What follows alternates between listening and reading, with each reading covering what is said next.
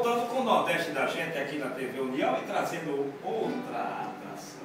Trazendo o nosso Calbergue Azevedo, norte rio-grandense de Jardim de Piranhas.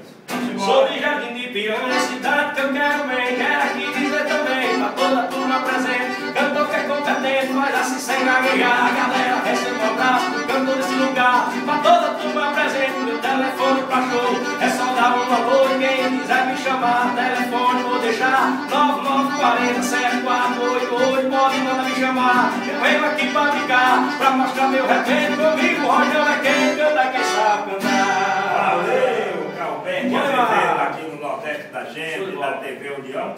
O show do Calbergue é isto, é um show pra cima, é um show que você, contratando, você vai ter a alegria, o humor, a boa música, sempre pra cima. Qual é o telefone? Aqui primeiro deixa eu agradecer a você e toda a sua produção pelo espaço, né, que está sempre dando a todos os artistas, né, principalmente o artista da terra, o artista de Natal, do Rio Grande do Norte, das nossas cidades vizinhas, na verdade, das cidades vizinhas, que se apresenta aqui, porque isso para a gente é muito importante, né? O telefone para show é esse que eu acabei de deixar, 9940-7488. Aí você leva uma poesia.